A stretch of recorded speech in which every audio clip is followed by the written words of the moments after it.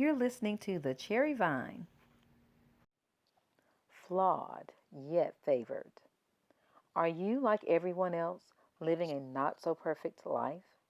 Do you have character flaws that you are fully aware of and know there needs to be some rescue 911 to intervene and give you a character check and a fix? Do you have stored up resentment from a past scar? Are you carrying around big old gremlins called distrust and hurt? Has this pain and inability to trust caused you issues as you have embarked on relationships with others? Does your soul seem kind of soiled because your spirit feels somewhat unsettled? Are you at times walking around with a smile when at the drop of a hat you want to belt out a cry that pulls from your deepest, most dark place? Have you not dealt with forgiving yourself for mistakes or bad decisions you've made in the past? Overall, are there not that many, but enough things that appear not right in your life? Lots of questions, and if you're like me, the answer is or has been yes for quite a few of these.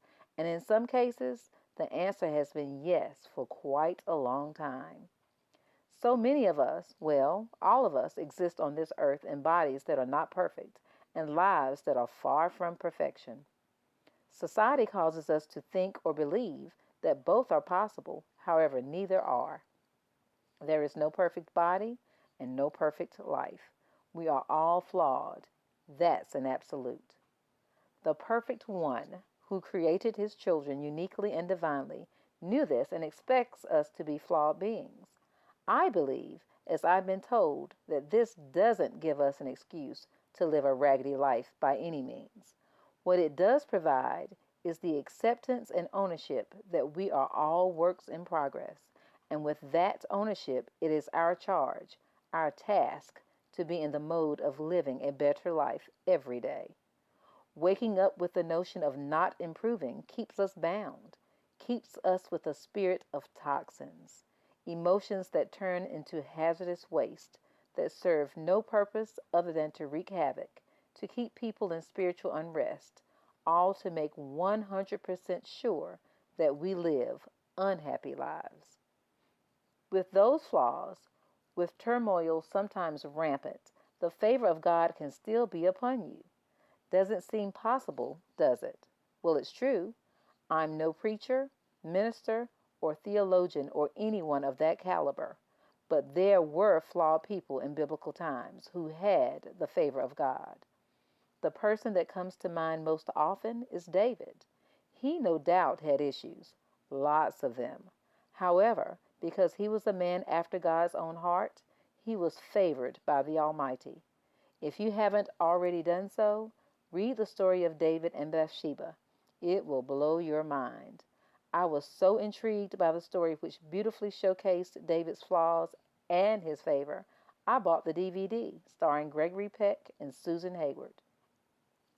I believe that if you seek God genuinely, sincerely, and passionately in all things, all really meaning all, love Him with your whole heart, desire to be a better person, and make even incremental improvements every day, you are a candidate for God's favor. When it divinely enters your life, you will surely know it. You will welcome it with an open heart and mind, then enjoy the journey.